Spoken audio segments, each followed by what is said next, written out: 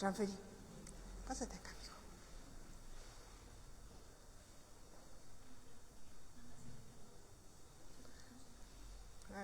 No, permíteme, sigo. Transferí. ¿Me mandas el link una vez que ya esté activo? Mándalo al de Arquidiócesis y yo ya los mando todos los demás.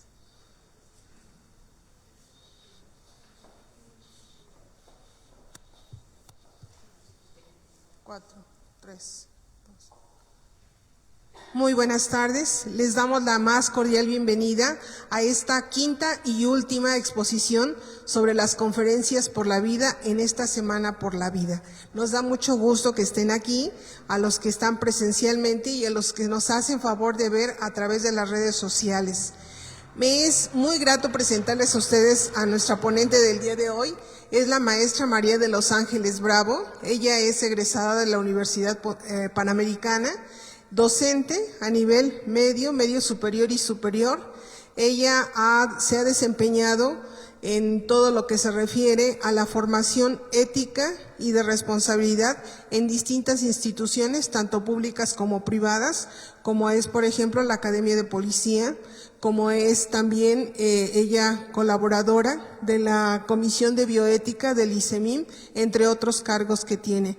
Colabora en nuestra arquidiócesis, dando clases en el seminario, en el programa Voces de Esperanza todos los jueves, y también si ustedes tienen oportunidad de ver el Mensajero de la Palabra, desde el año pasado hay una cápsula siempre sobre Dimensión Vida. Ella es la que colabora con esta participación y bueno, lo más importante es una mujer muy entregada siempre a favor de la vida, la familia, las libertades, presidenta del Frente Nacional por la Familia y sobre todo madre, esposa, madre de 4 hijos entre 16 y 22, así es que imagínense, y una esposa ejemplar. Con nosotros Ángeles Bravos para presentarnos la dignidad humana emitida por el Dicasterio de la Fe en este momento, en el 2025. Muy bien, muchas gracias, un abrazo, un fuerte aplauso para ella. Gracias. Muchas gracias a todos. Casi todo bien, menos eso de ejemplar, pero eso no lo escuchen porque no es cierto. Hoy vamos a platicar de esta plática tan interesante que es la conclusión de toda esta semana que hemos estado trabajando, el tema de la vida. Los invitamos, si no han podido acceder, todas las pláticas están en Facebook, en la página de la Arquidiócesis y en la página de Dimensión Vida en Facebook, por si quieren oír las conferencias que hemos tenido, porque han sido de temas muy variados. Empezamos hablando acerca del matrimonio y su función como transmisor de la vida. Después hablamos de qué pasa con los matrimonios que no pueden tener bebés. Luego hablamos acerca de la esperanza en la que deben de crecer nuestros jóvenes. Y por último, ayer hablamos acerca de la atención a los ancianos y adultos mayores. Y hoy vamos a cerrar con el tema de la dignidad de la persona. Y bueno, nada más me queda agradecerle al Padre Rafa, que es nuestro anfitrión en esta quinta conferencia. Hemos ahora sí que viajado por muchos lugares de la Arquidiócesis. Hemos estado en Lerma, en Metepec, en Toluca, en Sinacantepec y hoy pues cerramos en Toluca. Entonces, bueno, vamos a platicar de la dignidad de la persona.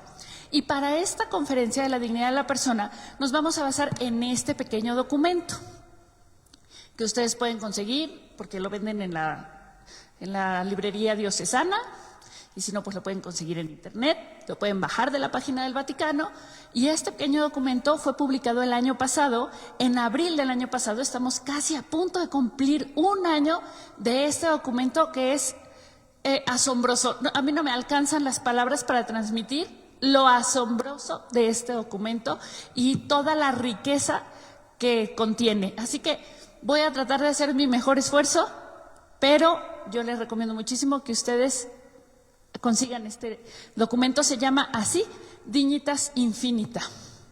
Y bueno, como les digo, está muy accesible, lo pueden bajar de internet, lo pueden conseguir. Es un documento hecho por el Dicasterio para la Doctrina de la Fe y pues muy, muy recomendable que lo consigan, lo tengan, lo lean, porque cada página es riqueza pura. Entonces, bueno, pues vamos a hablar de la dignidad infinita. ¿Y a qué se refiere el documento y la Iglesia cuando habla de la dignidad infinita? Pues habla de que cada ser humano tiene una dignidad infinita. ¿En qué se sustenta la dignidad del ser humano? La dignidad, dice el documento, intrínseca e inalienable de todo ser humano se fundamenta, fíjense, en que somos imagen y semejanza de Dios. Esa es la primera base, ¿no? Todos los seres humanos que han existido en la historia de la humanidad, hace más de 100,000 años hasta el día de hoy, todos los seres humanos tienen esta condición de ser intrínseca e inalienablemente dignos. Y esta dignidad basada en que somos la imagen de Dios. Vamos a ver el documento, nos va a explicar un poquito más adelante a qué se refiere cuando dice esto de imagen de Dios. Pero es muy importante decir esto, no se puede hablar de dignidad humana si no hablamos de la imagen de Dios.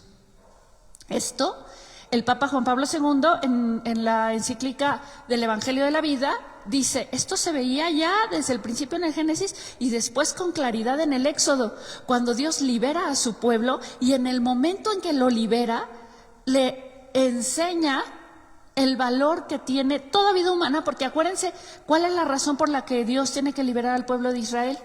Ahí llevaba ya muchísimos años, ¿no? O sea, ya llevaban muchos años ahí viviendo en Egipto. ¿Y por qué no habían salido del pueblo de Israel? Pues digo, de Egipto, pues por muchas razones. Pero ¿por qué salen? Porque de pronto se atentó contra la vida de los no nacidos y de los más indefensos, que son los niños. En el momento en que el faraón manda acabar con la vida de los recién nacidos, de los más indefensos, es en ese momento en donde Dios rescata a su pueblo y le da un mensaje. Tu dignidad es, como dice el documento, intrínseca e inalienable. No te la dio el faraón, así que el faraón no te la puede quitar. Y entonces hace que el pueblo salga para poder encontrar el camino de la libertad. Así empieza el diálogo entre descubrir nuestra dignidad a través de conocer a Dios. Porque entre más poderoso es Dios, que va haciendo portentos durante todo el Éxodo, si han tenido la oportunidad de leerlo, pues entre más poderoso es Dios, más impresionante resulta que haya dotado al hombre de dignidad, que también lo dice el Salmo, ¿no? Lo hiciste un poco inferior a los ángeles y lo dotaste de dignidad. Entonces, desde el Antiguo Testamento se viene revelando gradual y poquito a poquito el valor inmenso de cada ser humano. Entonces, que hemos sido creados a imagen y semejanza de Dios es el primer fundamento de nuestra dignidad, pero hay un segundo que dice también el documento, que hemos sido redimidos por Cristo, que la sangre de Cristo nos redimió a cada uno de nosotros, no a unos sí y a otros no. O no solamente a los jóvenes, o no solamente a los ricos, o no solamente a los pobres, o no solamente a los, no sé, que queremos ponerle de adjetivos al ser humano, ¿verdad? Pero todos los seres humanos hemos sido redimidos por la sangre de Cristo. Y ese es el segundo sustento de nuestra dignidad infinita. Por lo tanto, este valor profundo que tiene cada ser humano es infinito. Decimos cuando hablamos de la dignidad de la persona, y así lo sostiene la Iglesia desde siempre, que todos los seres humanos tenemos un valor infinito. Siempre nos dicen que todos tenemos la misma dignidad, pero permítanme hacer esta pequeñita reflexión. No es que todos tengamos la dignidad igual, es que todos tenemos una dignidad infinita, pero propia. Mi dignidad es la mía, dada por Dios como imagen y semejanza y pagada por su sangre. De esta manera todos los seres humanos tienen esa dignidad de ser reflejo de Dios, cada uno la nuestra propia, personal y especialísima, y todas infinitas, por lo tanto inconmensurables, y no se pueden poner en costo cuánto vale la dignidad de un ser humano, eso no puede ser posible, y por lo tanto, por eso decimos que la de todos es igual, porque la de todos es igualmente invaluable. Pero a cada uno Dios nos ha llamado por nuestro propio nombre. No nos llamó como género, así grupo de Nuestra Señora de los Amparados, vénganse, ya los redimí. No, es el nombre personal de cada uno de nosotros. Uno por uno nos fue dotando de dignidad y uno por uno nos fue dando de su imagen y semejanza. En el preciso momento en que llegamos a este mundo, que fue el momento exacto de nuestra concepción, ahí fuimos dotados de esta dignidad infinita puesta por Dios en cada ser humano. El documento tiene varias partes. Yo lo dividí en estas 5.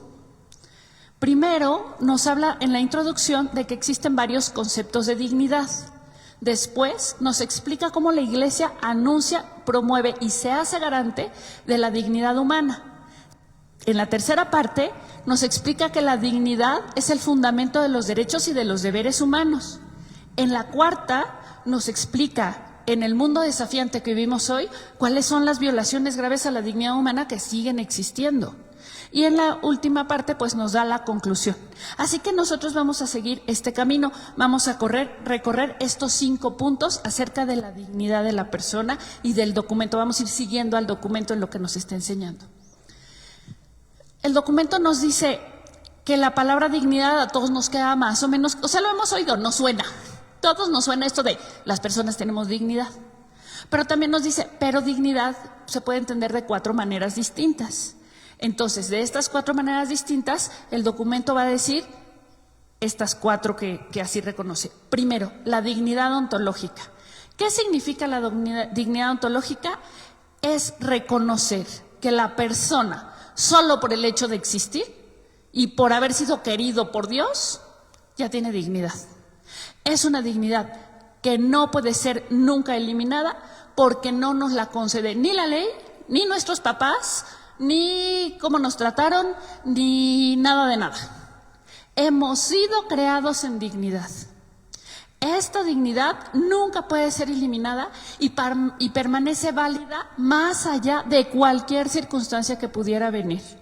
Ni porque estemos sanos, ni porque estemos enfermos, ni porque estemos grandes, ni porque estemos chicos, ni porque seamos mexicanos, ni porque seamos europeos, ni porque nada. Es una dignidad intrínseca. Es una dignidad, se dice ontológica, porque es propia del ser. No es posible hablar del ser humano y descartar su dignidad, porque están junto con pegado, diríamos, como mi mamá decía, se pegaron con Crazy con la loca, ¿no? Quedaron pegados, dignidad y humano, y no hay forma posible de separar lo que es el ser humano y la dignidad humana, porque viene digamos, en nuestro código, deriva de nuestra naturaleza. Dios nos la dio a la hora en que nos hizo imagen suya. Y por tanto, no hay poder humano que nos la pueda arrebatar. Esa dignidad ontológica es el sustento de todo lo que sigue. Es el sustento de los derechos humanos, es el sustento de todas las demás dignidades, es el sustento de todo.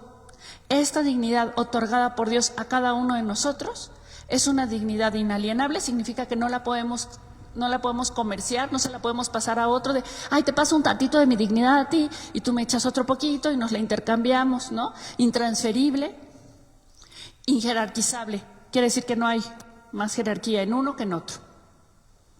Y esa dignidad ontológica todos la tenemos y es el fundamento, ¿no? Ya eso quedó claro. ¿Cuál es el segundo sentido de dignidad? El documento dice dignidad moral. A veces la gente habla de dignidad y cuando habla de dignidad se está refiriendo a la dignidad moral. ¿En qué consiste la dignidad moral? Pues así, en pocas palabras, a que nuestro comportamiento corresponda a nuestra propia dignidad, a que el uso de nuestra libertad se ajuste a lo que realmente somos y que no haya un uso de la libertad distinto a la dignidad. El ejercicio de la libertad humana es reflejo de la dignidad. Sin embargo, hay gente que no se comporta de acuerdo a su dignidad. Hay gente que no usa su libertad en el respeto ni de su dignidad ni de la dignidad de los demás. Ahí hablamos de dignidad moral. Me acuerdo muchísimo de esta anécdota que me contaron. ¿Se acuerdan del padre Chinchachoma, un sacerdote que rescataba niños en la calle? Entonces, a mí me contaron que un día se encontró un niño que vivía en una alcantarilla, en unas situaciones deplorables. Entonces lo rescató, lo abrazó y le dijo, ¿sabes que tienes dignidad? Y el niño le dijo, sí. ¿Y tus papás saben que tienes dignidad? No, mis papás no saben. Esa dignidad ontológica inalienable que el niño tenía se veía opacada por la dignidad moral de aquellos que en uso de su libertad hacían una falta de respeto a la dignidad del niño. En este sentido, la dignidad moral sí podemos hablar de que puede ser variable, porque hay personas que se comportan de acuerdo a su dignidad y personas que no se comportan de acuerdo a su dignidad. Esta dignidad moral no modifica nuestra dignidad ontológica, nuestra dignidad con la que nacimos, esa nadie nos la puede quitar, ni siquiera nosotros mismos. Sin embargo, sí podemos comportarnos como si no la tuviéramos. Ahí es donde está el tema de la dignidad moral. ¿Hasta ahí vamos bien y es claro? Sí. Muy bien. Entonces, eso dice, el ser humano se comporta de modo que no es digno de su naturaleza de criatura amada por Dios. Cuando una persona se comporta mal, abusa de otros, miente, pues daña, perjudica a sí mismo o a otros, pues no se está comportando de acuerdo con lo que tiene, ni con lo que deberían de tener los demás. Entonces, ahí es donde está la falla en la dignidad moral. La tercera es una cosa que a mí me llamó mucho la atención del documento y me gustó también mucho, la dignidad social. En este momento, el documento dice, no es que las personas que viven en situaciones de carestía no tengan dignidad, es justo lo contrario. Cuando una persona vive en pobreza extrema, por ejemplo, no está viviendo de acuerdo a su dignidad, faltan las condiciones sociales que le permitan vivir dignamente, o sea, que corresponda a como debe de ser. Entonces, piensen ustedes en una persona que vive en una condición de extrema pobreza, o una persona que es discriminada, o una persona que recibe, no sé, ahora en las escuelas, bullying. Esta persona no es que no tenga dignidad, es que hay una condición social que no está respetando esa dignidad. Entonces, la vida de esa persona no es que la vida en sí misma de esa persona es indigna, lo indigno son las condiciones sociales que no le permiten vivir como debería. ¿Me explico? Entonces a eso se refiere la dignidad social, a que la dignidad inalienable del ser humano se queda contradecida por la situación en la que está viviendo. Y la situación que vive, pues le está generando un daño, no le permite pues vivir en plenitud esa dignidad. Esta cuarta expresión de la dignidad también para mí fue novedosa y muy interesante. Con la dignidad existencial, lo que dice esta expresión es a estas personas que aparentemente están bien, o sea, no viven en una condición a lo mejor de extrema pobreza, o que no tienen un comportamiento moral inapropiado como el que acabamos de decir, pero les resulta difícil vivir en paz, con alegría o con esperanza. Entonces experimentan su propia existencia como si no fueran valiosos. Y entonces ahí tenemos muchísimos casos de personas que piensan eso, que se experimentan a sí mismos como poco dignos. Y esto, dice el documento, no importa si es que tengan dinero o estabilidad económica o buena salud o lo que sea, puede ser que lo tengan o no lo tengan, pero experimentan su propia vida con un vacío, como si esta vida no valiera la pena ser vivida. ¿Me explico? Un vacío interior que hace que estas personas sientan que su existencia no es suficientemente grande o grata o valiosa. Entonces, por eso se llama existencial, porque depende de la persona que siente como si no la tuviera. Vuelvo a repetir, no es que no la tenga, pero esa persona siente como si no tuviera esa dignidad. Y entonces se experimenta indigno. Y ahí vemos, por ejemplo, a esta dignidad existencial, es a la que más probablemente la podríamos unir al concepto de autoestima. ¿Sí? Cuando las personas decimos tienen baja autoestima y entonces permiten que las maltraten, que las ofendan, que las humillen, etcétera, etcétera, ese concepto va mucho más pegado al de dignidad existencial. Son aquellas personas que se experimentan indignas, aunque no lo sean, pero no logran hacer compatible lo que sienten por sí mismos con la dignidad que tienen. Y entonces por eso viven en un estado como de crisis existencial, por eso se llama así. ¿Hasta aquí vamos bien? Muy bien. Ahora, esta siguiente parte del documento, ya nos llegó la luz, ¿verdad? No se preocupen.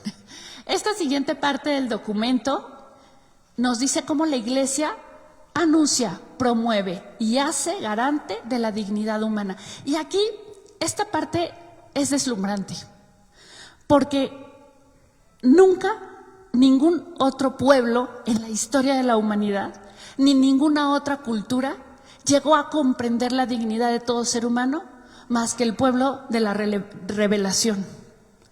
Este concepto de dignidad es un concepto que la Iglesia, a través de su discernimiento de la revelación, le regala al mundo entero.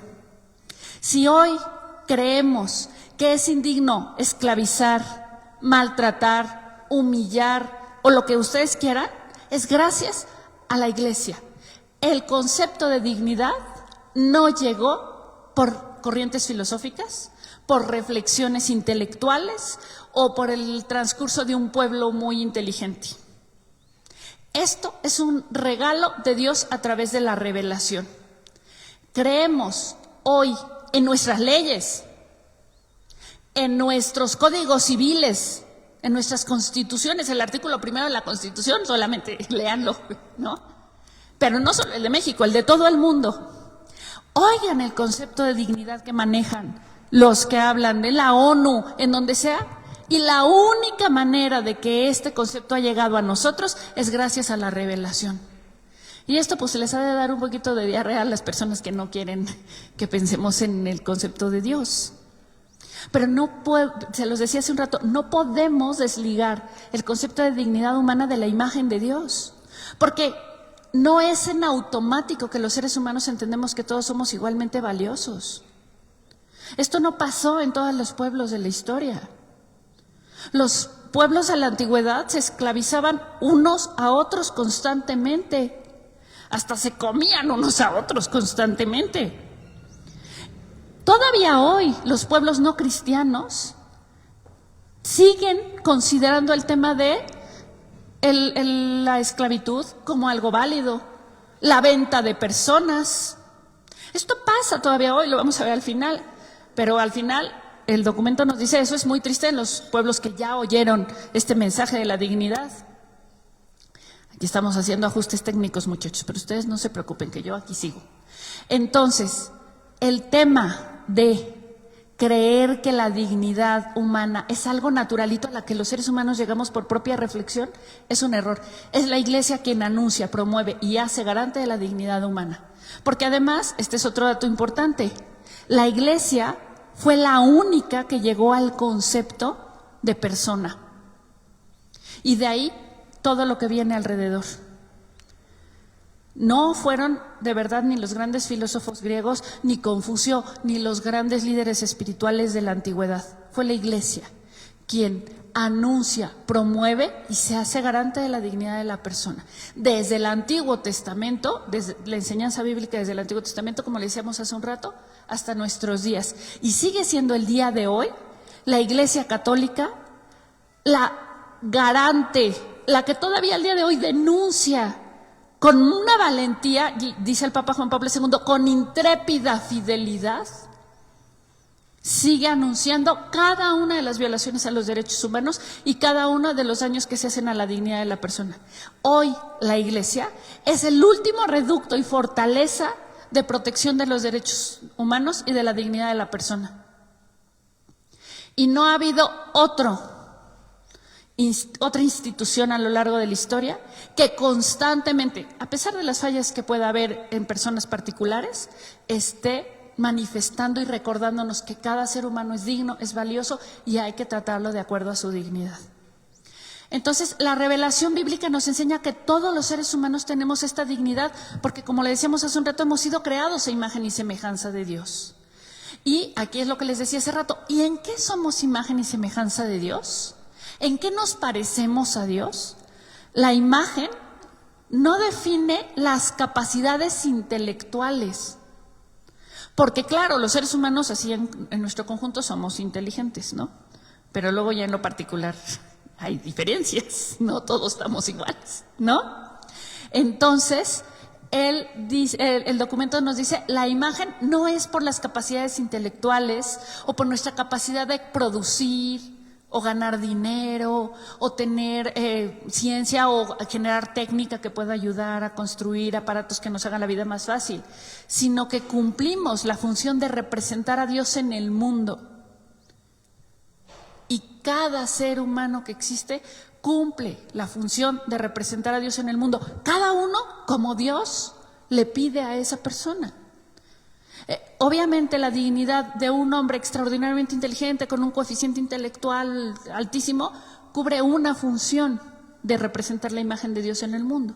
Pero un niño con síndrome de Down, que recibe amor y da amor y se convierte en un parteaguas en la familia que lo acoge y que descubre a través de él, desbloquea niveles de amor que antes no conocían, ese niño también refleja la forma en que Dios ha llegado a este mundo. Es también una manera de representar a Dios. Así que cada uno de nosotros reflejamos esa dignidad de Dios, esta dignidad otorgada por Dios, pero cada uno de nosotros, pues, de nuestra propia manera. Pero esto es parte de la enseñanza bíblica. Así que la antropología cristiana, el documento en ese momento hace un repaso así de la historia de la antropología cristiana, desde los padres de la iglesia, San Agustín y todo, hasta nuestros días, y nos dice, la iglesia no ha quitado el dedo del renglón de hablar de la dignidad de la persona. La antropología cristiana clásica, o sea, lo que decía San Agustín y los primeros padres, pusieron de relieve la doctrina de que el ser humano es imagen y semejanza de Dios, y lo empezaron a decir, esto desde los primeritos documentos de la iglesia, así, recién nacidita la iglesia, ya estaba hablando de la dignidad humana. Recién nacidita la iglesia, ya veía a todos como iguales. Eso viene en Hechos de los Apóstoles y lo leen, y luego después en San Pablo también lo van a encontrar. Pero desde recién nacida la iglesia dijo, aquí todos somos valiosos. Desde el anuncio de vayan y anuncien el evangelio a todos los hombres y a todos los pueblos, había un sentido de igualdad, de todos los seres humanos son igualmente dignos. Y el primer concilio o el protoconcilio, que es el de Jerusalén, pues es la discusión que tienen Pedro y Pablo de saber, ¿Jesús murió por todos o solo por unos? Y inmediatamente en el concilio de Jerusalén se define, por todos. Esto es una situación de que todos pueden ser bautizados y a todos hay que darles y reconocerles esta imagen y semejanza de Dios. Entonces, desde la antigüedad, desde el principiecito de la iglesia, ya se habla de dignidad de la persona. Más adelante en la Edad Media, que son solamente 1000 años de historia de la filosofía, todos los filósofos medievales van descudriñando este concepto y lo van haciendo, los van desmenuzando. Así que llegan al concepto de persona, que les decía hace rato que ese no es un concepto que haya salido de ningún otro lado, sino de la fuente misma de la iglesia. Entonces, reconocen que el fundamento de la dignidad humana, dice fundamento metafísico, que es lo mismo que ontológico. Ya ven que a los filósofos nos encanta usar palabras así como raras, ¿no? Pero lo que significa es el fundamento propio, que deriva de lo que nosotros somos, de nuestra naturaleza. Bueno, de nuestra dignidad es porque persona significa lo que en toda naturaleza es perfectísimo, lo que subsiste en la naturaleza racional, lo que nos da de Dios, lo que queda al final de todas nuestras apariencias y de todas las cosas superficiales que tenemos, el cabello corto, largo, chino, lacio, el color de piel de una, de otra, nuestra altura, nuestra gordura, todas esas cosas, nuestros estudios y todo el dinero que hemos ganado. Cuando quitamos todas esas cosas que son superficiales, lo que en el fondo queda es la dignidad, porque eso es lo que nos hace ser personas, lo más perfecto de ti y de mí. Y entonces eso es lo que nos da la Edad Media. Y luego viene la modernidad, se hacen otras reflexiones muy importantes, pero el documento nos dice, ahora hay una nueva dimensión para entender al ser humano. Esta nueva dimensión viene acompañada de una serie de pensadores cristianos que dieron a luz una nueva manera de ver la dignidad de la persona, que se le llama personalismo, corriente a la que estuvo muy cercano el Papa Juan Pablo II y de la que escribió muchísimos documentos. Y este concepto del personalismo, que no es eso más que entender la centralidad de la persona, pero ahora no solamente desde el punto de vista objetivo, sino desde la subjetividad de cada persona, entendiendo nuestros dolores, nuestras ilusiones, nuestros sueños, nuestras preocupaciones, nuestros proyectos, nuestros ideales, nuestras carencias, o sea, entendiéndonos así en la profundidad de nuestra intimidad, ahí hay un nuevo, o sea, se da una nueva perspectiva al concepto de dignidad y entonces se alcanza, dice el documento, en el siglo XX, una perspectiva original del ser humano. Y entendemos que eso que les decía hace rato, que no somos personas y ya, sino que cada uno de nosotros es un tipo de persona, única e irrepetible.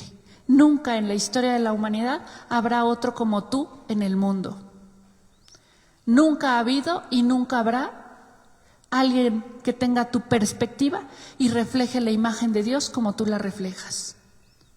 Habrá otros, muchos de otras formas, pero la tuya, tu manera de ser imagen de Dios, esa es tuya. Y nunca habrá otro ser humano que pueda darle al mundo lo que Dios te dio a ti para transmitir. Entonces, esto es lo último pues que hemos avanzado en el concepto de persona.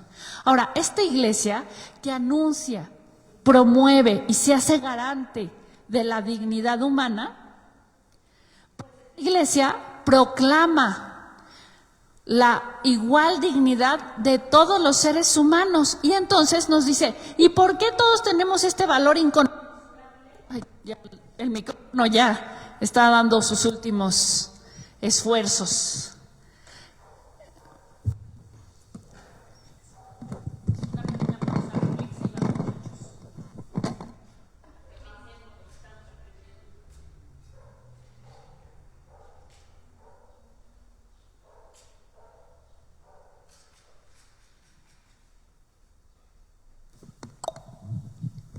Gracias. Entonces, en este pedazo, en esta última parte del documento de la Iglesia no se promueve y se hace garante de la dignidad de la persona, nos dice, a ver, para poder hablar de la dignidad de la persona necesitamos entender estos 4 puntos básicos y fundamentales.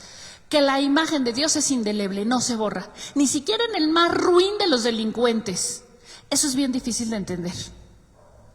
Eso es bien difícil de entender. Pero hasta en el más ruin de los delincuentes está la imagen indeleble de Dios, porque si no, no hubiera valido la sangre de Cristo y ese delincuente también vale la sangre de Cristo y es posible que sea redimido y rescatado y que tenga una conversión y que se encuentre con Dios y que se arrepienta y todo eso es producto de la imagen profunda que hay de Dios en esa persona.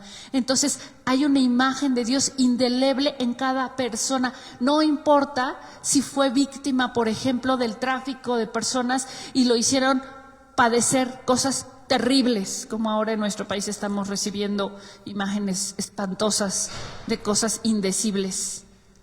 Pero esas personas, tanto las que ejercieron ese mal como las que recibieron y padecieron esos terribles perjuicios, esas 2 personas tienen una imagen de Dios indeleble y no hay forma de borrar esa imagen. Entonces, siempre que hablamos de la dignidad de la persona, tenemos que entender que la imagen de Dios en cada uno de nosotros es indeleble y no se puede hablar de dignidad de la persona si no estamos dispuestos a reconocer que todos tenemos esa imagen.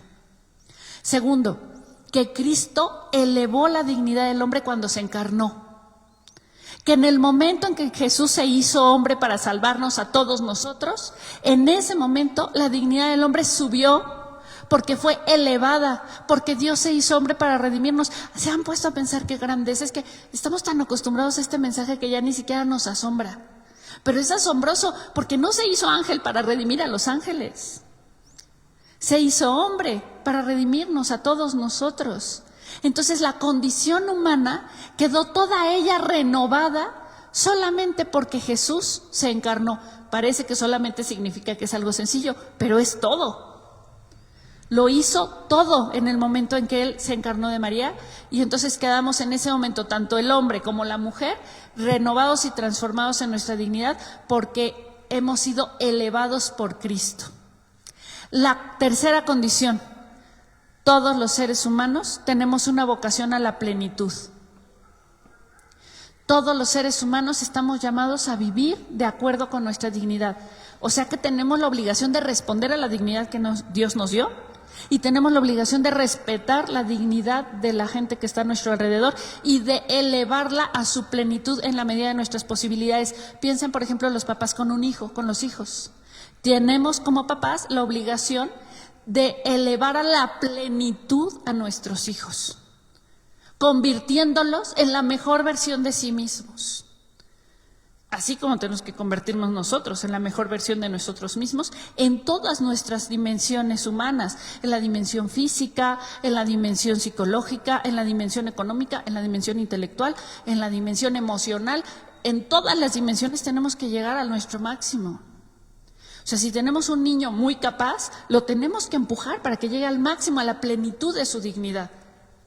No podemos vivir indignamente porque, pues aquí como lo importante es ir al cielo, pues yo por eso nunca me lavo los dientes y pues por eso pues me pongo la ropa sucia y pues no me importa si me huelen las patas. No, porque nuestra dignidad nos obliga a vivir en plenitud. Por eso tenemos que estar como mamás chicoteando a la criatura de otra vez, ponte la ropa limpia, lávate los dientes, come bien, no andes comiendo puras porquerías, avísame dónde llegaste, júntate con buenas personas. ¿Por qué estamos haciendo eso? Pues porque estamos empujando a que vivan en plenitud su dignidad. Y nosotros también tenemos que empujarnos a nosotros mismos para poder llevar nuestra vocación a la plenitud.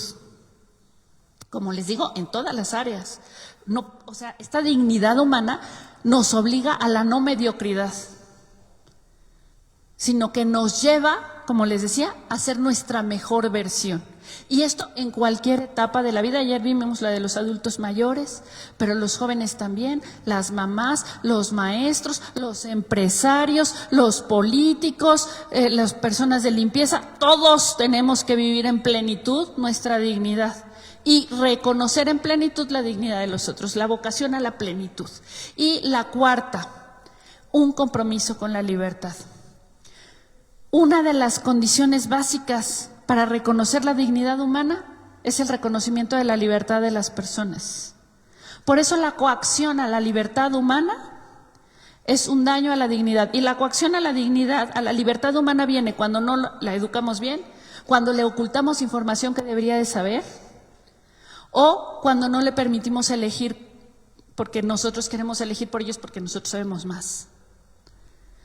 Una condición indispensable de la dignidad es reconocer la libertad del otro. Aquí no lo dice el documento, pero como lo digo yo, pues aquí si no quieren no lo oigan, pero yo igual se los voy a decir. La cultura de la mentira que hay en nuestro país es una cultura que rompe con el concepto de dignidad. Se muere el santo viejito y nadie fue capaz de acercarle a decir la enfermedad que tenía ni cuál tratamiento podía elegir. Porque qué tal si se espanta, mejor no le decimos la verdad. Nosotros hemos de saber más de su dignidad que él. Es gravísimo. Le decimos mentiras a los niños y le decimos mentiras a los mayores. No somos honestos con la gente que tenemos a nuestro alrededor y entonces coartamos su dignidad porque los tratamos como seres no libres. Porque yo a mi perro no le pregunto qué tratamiento médico necesita, nada más le aplico el que el doctor me dio. Pero eso no lo puedo hacer con mi papá, ni con mi hijo, ni con mi esposo. Porque son dignos y tienen libertad.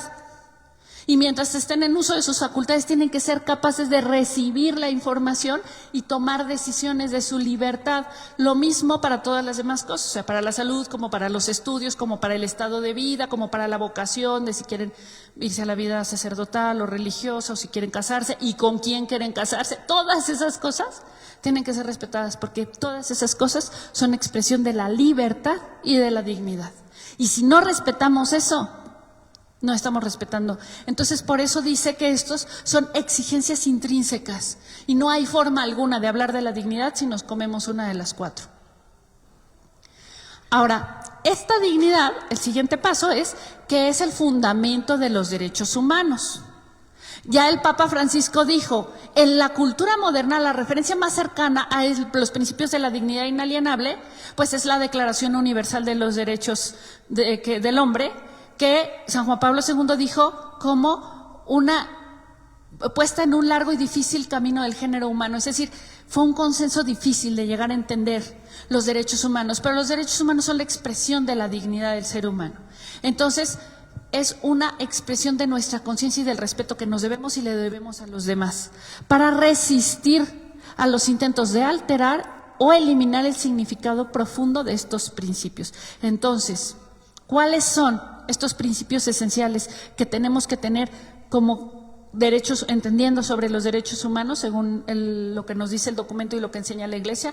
Primero, el respeto incondicionado a la dignidad de la persona. Aquí el documento hace un recorrido acerca de muchas violaciones a derechos humanos que hay constantemente porque tenemos una visión condicional de la dignidad humana, en donde, bueno, este sí, este no, este poco, mejor estos que se vayan porque están feos, o estos porque no deben de caber aquí, o estos porque me caen gordos, o estos porque están inútiles, y estos porque están viejitos, y estos porque están enfermos, y estos porque… Y así vamos condicionando y sesgando la dignidad de las personas y la aplicación de los derechos humanos. Entonces, el respeto incondicionado. Segundo, una referencia objetiva para la libertad. En este apartado, el documento es muy importante porque dice…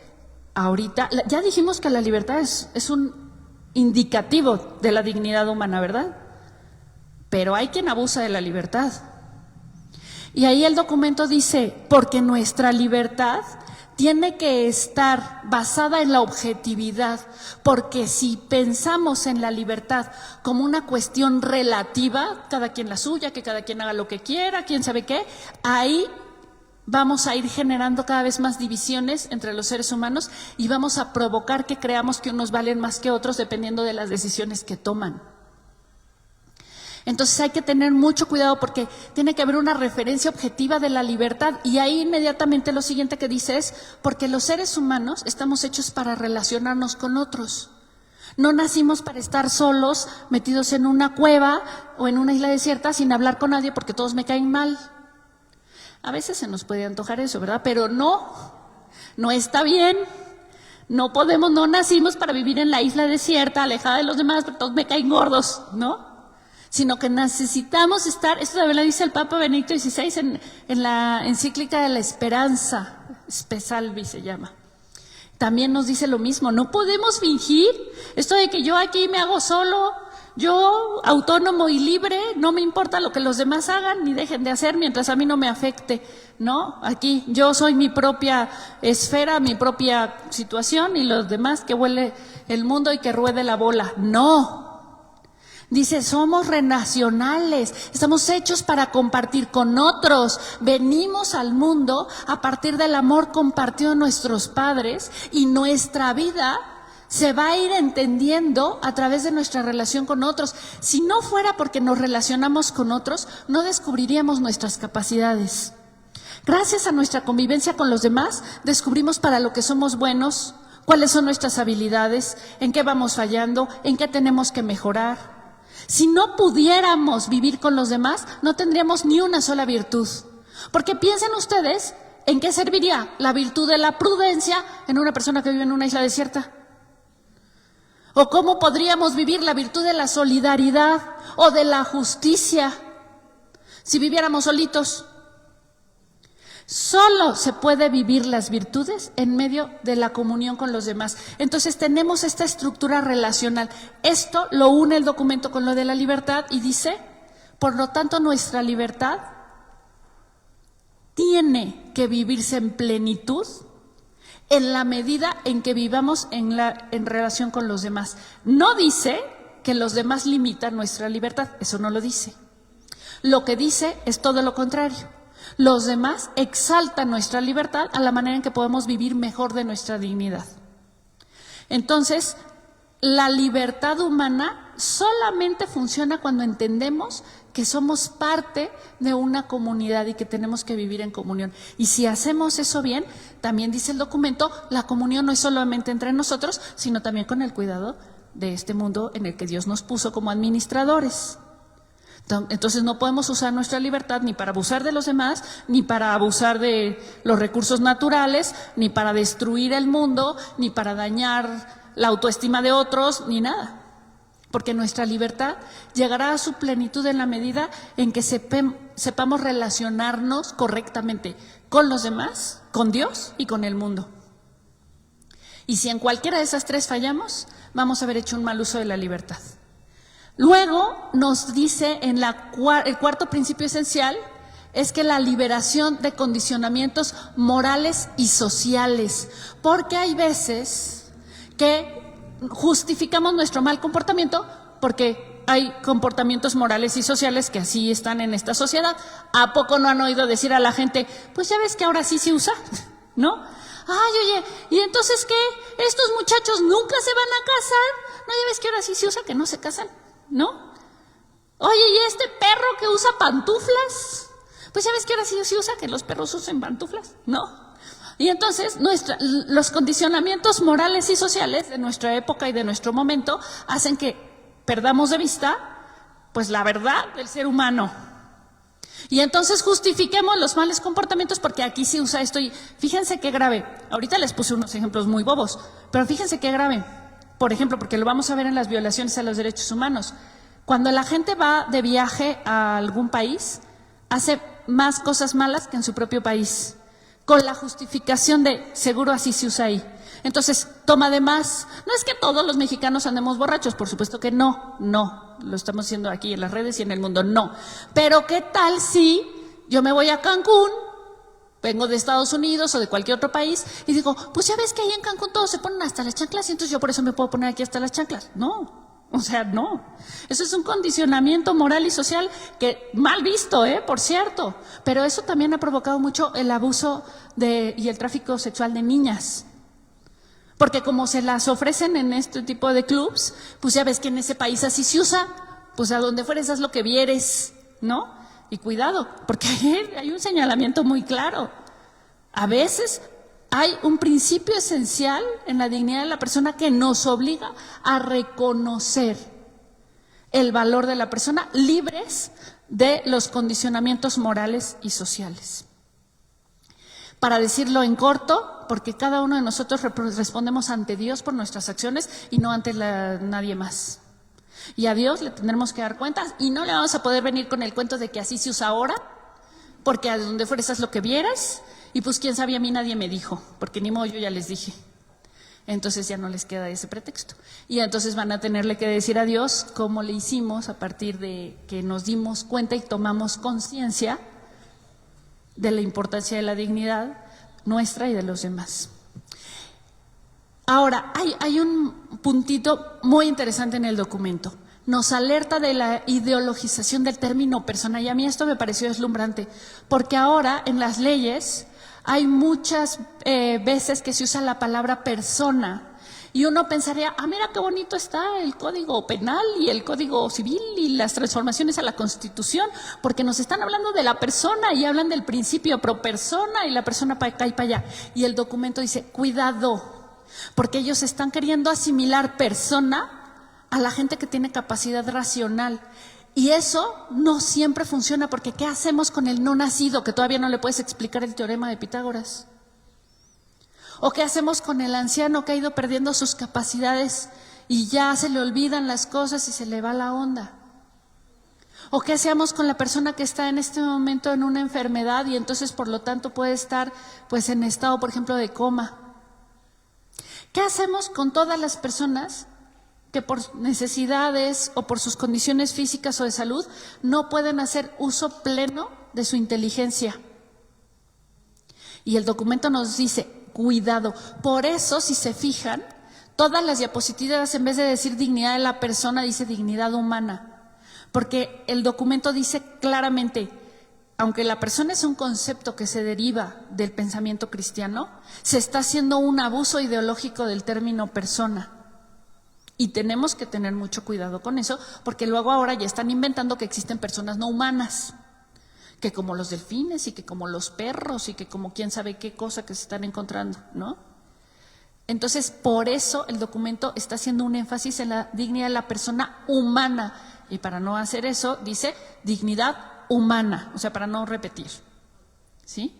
Porque persona, las de la Santísima Trinidad en última instancia, ¿no? Esas son las únicas y verdaderas y máximas personas que existen.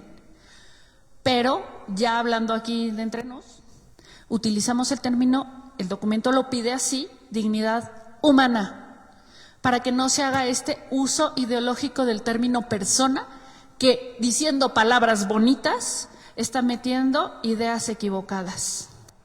Y es una alerta muy importante. Bien, en la parte final, el documento va a hablar de las violaciones graves a la dignidad humana y va a ir explicitando unas. Este documento se hizo a través de muchos años y fueron obispos y personas de todo el mundo para poderlo construir, y de ahí salieron las denuncias que se hace de la dignidad, de la violación a los derechos humanos y a la dignidad de la persona, del ser humano. Primero, la pobreza, el drama de la pobreza. Dice el documento, sí, efectivamente hoy se produce más dinero que nunca antes y más riqueza, y bienes, y la tierra produce más que antes, y podemos producir todo tipo de cosas, a veces hasta de más de las que necesitamos.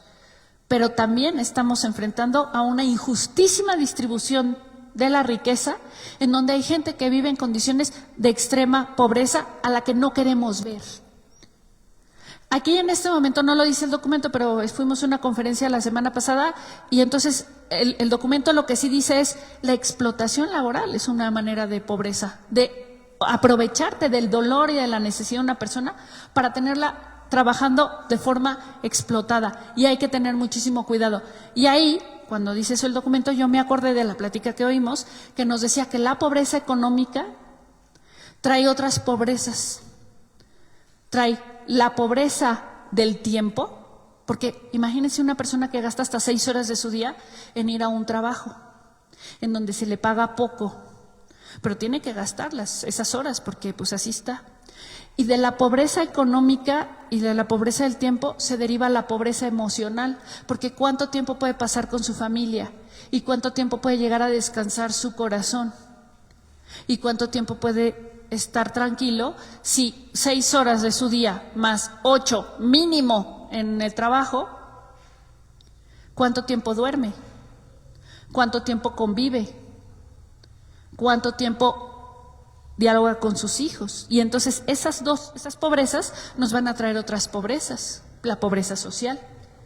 Y entonces tenemos niños muy abandonados, que es un término que se está hablando últimamente, de hijos huérfanos de padres vivos, porque los niños sí tienen papá y mamá, y los papá y la mamá sí les pagan la comida y los estudios, pero posiblemente no los ven. Y esos son los dramas de la pobreza.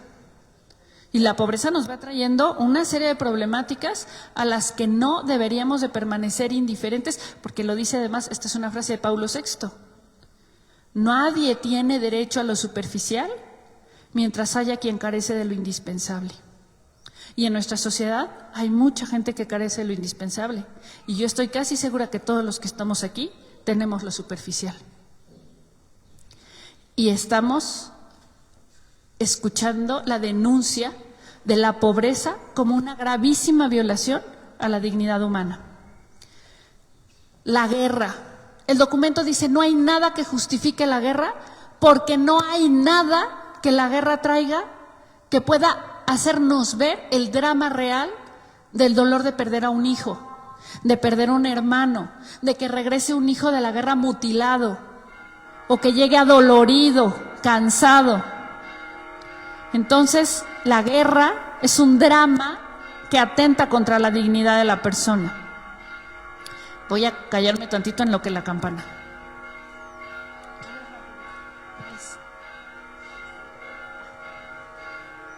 Voy bien. Muy bien, entonces la guerra, el documento alerta, la guerra nunca, por ningún motivo.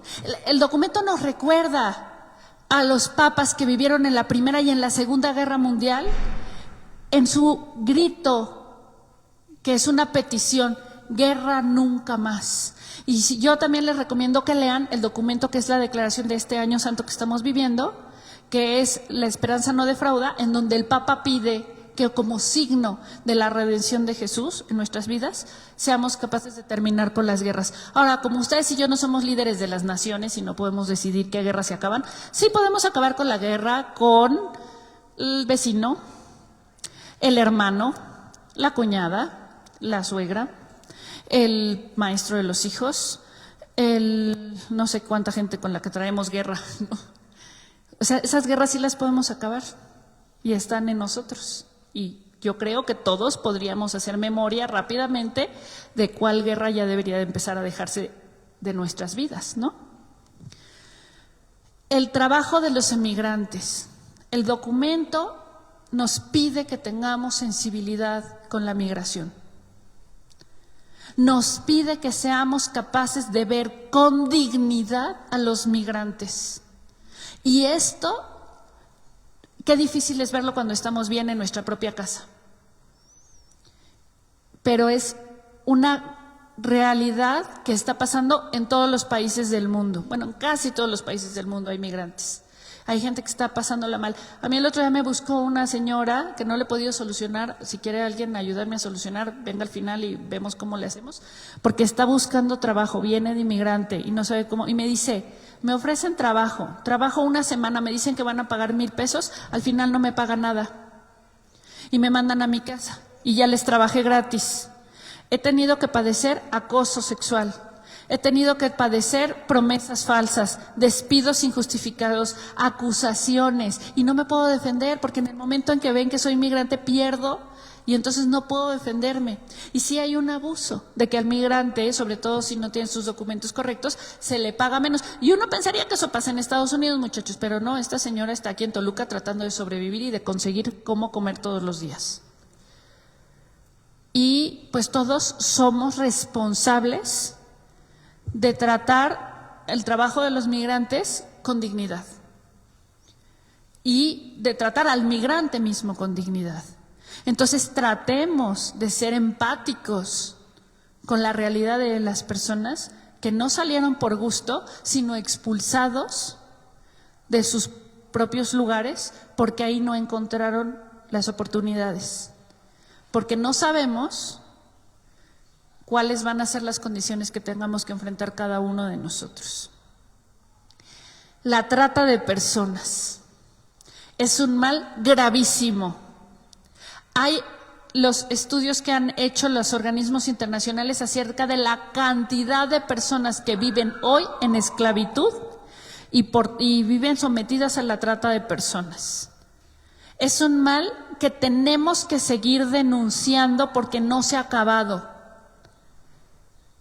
Tomar personas y obligarlas a los trabajos forzados es una cosa que sigue pasando al día de hoy.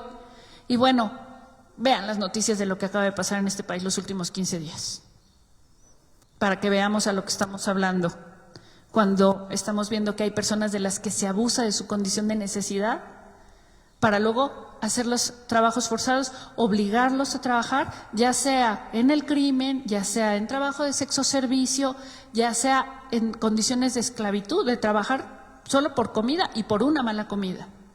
Y eso sigue pasando. Particularmente dolorosos son los abusos sexuales.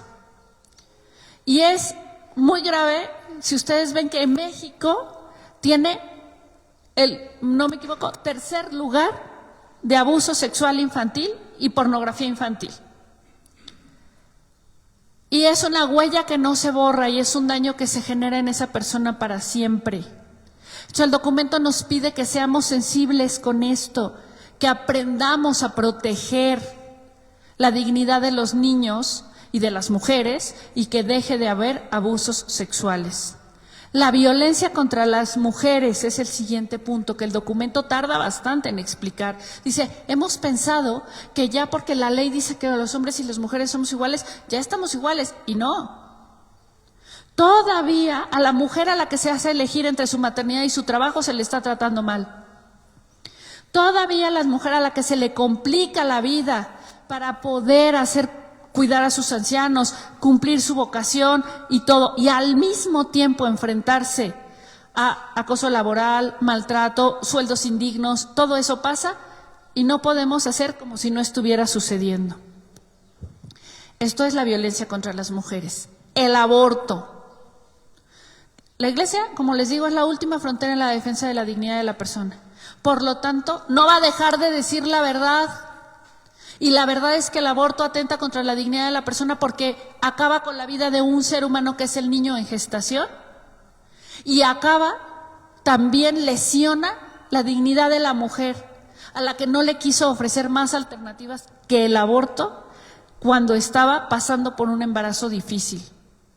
Y esto es grave y sigue pasando y cada vez más. Y, por ejemplo, aquí en el Estado de México se acaba de aprobar el aborto el 25 de noviembre, justo un mes antes de la Navidad. Y ahora ha quedado como si ya se va a normalizar. ¿Qué tiene de malo? Ahora sí se usa, decíamos hace rato, ¿verdad? La maternidad subrogada, les recomiendo que escuchen la plática del miércoles, en donde hablamos de las técnicas de reproducción asistida y lo peligroso que es la maternidad subrogada, que es otro modo de trata de personas y de esclavitud. Y por último, el documento le dedica un buen al tema de la eutanasia y el suicidio asistido, que ahí vienen. Estamos oyendo constantemente de esto. Entonces hay que tener mucho cuidado con estas violaciones a derechos humanos. ¿Cuáles son las conclusiones del documento? El documento concluye con unos 3 párrafitos que yo resumí con estas frases. El compromiso con los derechos humanos nunca se acaba. A nadie de nosotros nos puede parecer indiferente la violación a derecho humano de ninguna persona, ni la nuestra ni de alguien que no conocemos. El compromiso es para siempre, nunca se acaba. Segundo, la Iglesia nos exhorta ardientemente a que el respeto de la dignidad de la persona humana sea más allá de toda circunstancia y se sitúe en el compromiso por la lucha del bien común y de todas las leyes. Y mientras haya leyes que permitan la violación a algunos derechos humanos, como las hay, porque ahí habla también de la libertad religiosa. O sea, ya hablamos del aborto, podemos hablar de la eutanasia, podemos hablar de la libertad religiosa o de condiciones laborales injustas que permiten explotación. Cualquiera de esas son ordenamientos jurídicos incompatibles con la dignidad de la persona. Y por último, a cada persona de este mundo, nos dice el Papa Francisco con sus propias palabras, a cada persona de este mundo le pido que no olvide esa dignidad suya, que nadie tiene derecho a quitarle. Entonces, vayámonos en este mensaje que el Papa nos da. No olvidemos la dignidad que cada uno de nosotros tenemos y que nadie tiene derecho a quitarnos. Y vayamos a proclamar esta verdad, esta buena noticia, esta verdad que se deriva del Evangelio, de decirle a todas las personas que hay a nuestro alrededor que tienen una dignidad que nadie tiene derecho a quitarles. Y, bueno, nos encomendamos al Espíritu Santo, que es el patrono de nuestra dimensión vida, porque es el Señor y dador de vida, y yo creo que también el garante de la dignidad de todos nosotros. Entonces, pues nos encomendamos a Él y le pedimos que nos acompañe en este trabajo, que es una tarea de evangelización y de construcción de un mundo mejor para todos nosotros. Pues con eso terminamos y yo les agradezco mucho.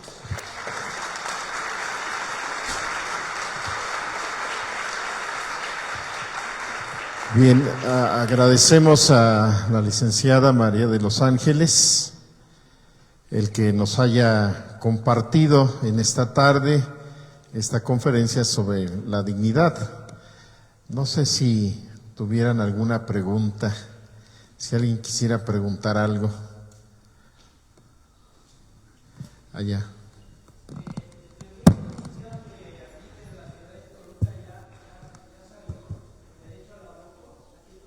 En el Estado de México, sí. 25 de noviembre del año pasado. Así es.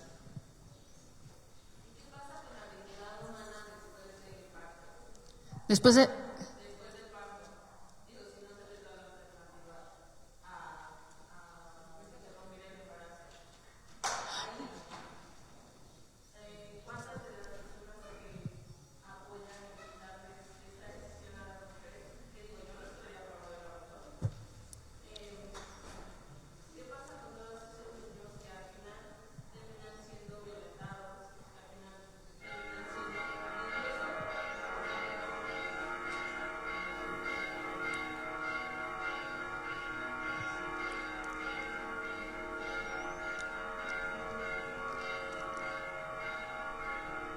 Vamos a esperar nada más la campana porque si no, no nos oímos.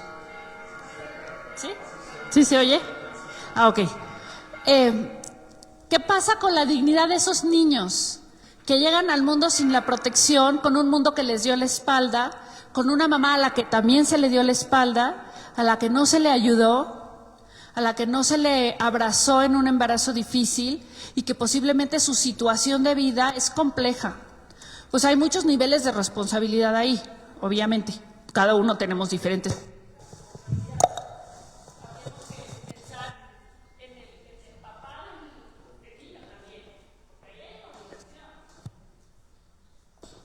Gracias, aquí. Huguito.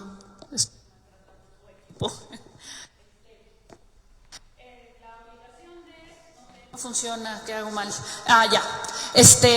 La obligación del Estado de generar las condiciones posibles para que estas mujeres puedan vivir lo más dignamente su embarazo y los primeros, cuando menos los primeros años de vida de su bebé, con el auxilio del apoyo social. Por ejemplo, guarderías, por ejemplo, apoyo económico, por ejemplo, estancias infantiles, por ejemplo, trabajos con horarios flexibles, o sea, todas esas cosas, porque si una mujer se enfrenta al embarazo y no puedo, no tengo dinero, no hay derecho a la muerte, porque no hay derecho a la muerte, o sea, ¿qué estamos haciendo por esta mujer, no? Nos tocó, bueno, te pongo el caso que me tocó hace recientemente. Una mamá estaba embarazada de su segundo bebé, la corren de la casa. Bueno, imagínate que le permitamos el aborto. ¿Qué hace con el segundo bebé? ¿También lo abortó el primero? ¿También lo abortamos? ¿No será mejor darle vida digna a los tres, a la mamá, al bebé que viene y al que ya nació?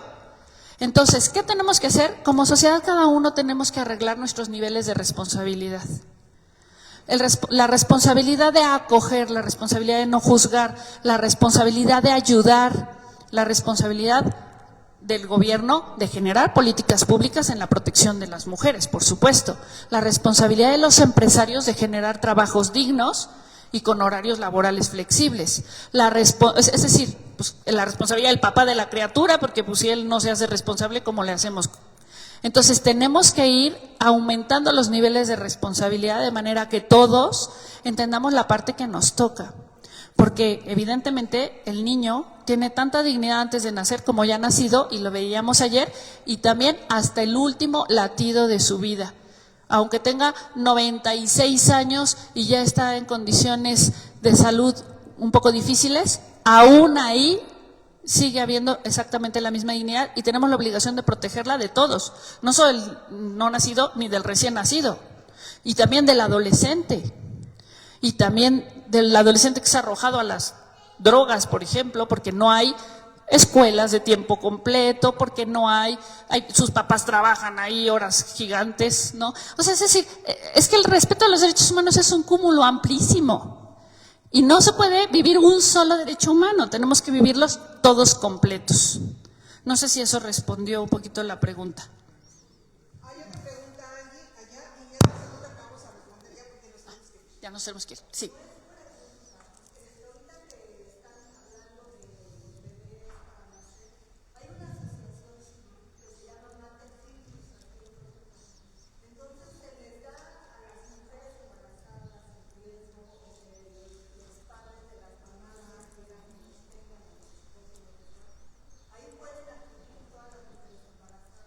Es que la sociedad civil tiene esta responsabilidad. Muchas gracias. Aquí en Toluca existen 2 asociaciones que acompañan y ayudan a mujeres antes del embarazo y ya una vez nacido el bebé, las capacitan, les ayudan, les dan casa, les dan alimentación, pues les enseñan algún oficio. Todo este tipo de cosas pues sirven para ir arropando y protegiendo a la mamá que se siente pues abandonada, ¿no? Porque todos estaremos de acuerdo en que el aborto no es deseable para nadie, o sea, nadie de nosotros dice, ay, ojalá que cuando yo sea grande tenga un aborto, pues no, o sea, es un dolor profundo, y ese dolor profundo lo carga la mujer, pero por el abandono de todos. Entonces todos tendremos que tomar el nivel de responsabilidad que nos corresponde, por ejemplo, con otras, porque No estamos obligados a defender todas las causas porque no nos alcanzaría la vida, ¿verdad? Pero que cada quien agarre una, cuando menos, porque este país tiene muchas necesidades y poquitas manos trabajando, ¿no? Entonces, allá atrás había otra y acá hay otra. Y ya.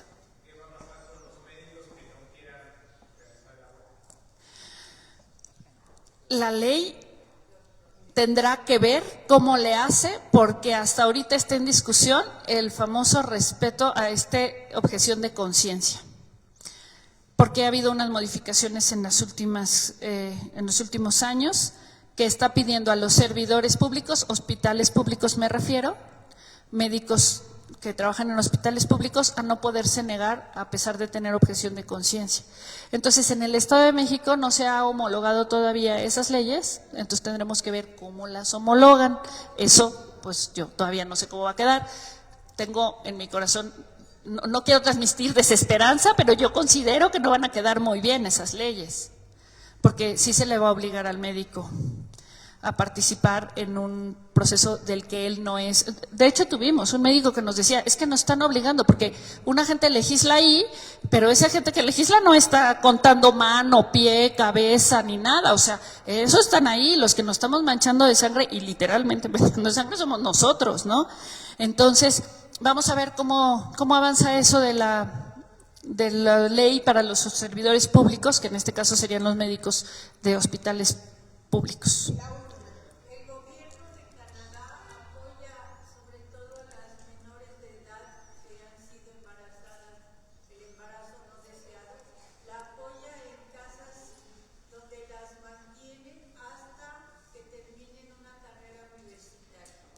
Ah, bueno, eso es muy bueno. Aquí, pues lo que dice que en el Canadá el gobierno apoya. Aquí tenemos sociedad. Aquí lo que tenemos es sociedad civil que apoya, ¿no? Personas que dedican su tiempo voluntariamente y protegen eso. Pero, o sea, está muy bien. No quisiera quedarme solo en el no nacido, porque también tenemos que pensar en los ancianitos abandonados, que cada vez son más, porque también tenemos que pensar en los jóvenes que están cayendo en las garras de las adicciones, del suicidio o del crimen organizado, que también merecen que voltemos a verlos y hablarles de su dignidad y decirles a los maestros, a los papás y a todas las demás personas que reconozcamos la dignidad de también esas otras personas.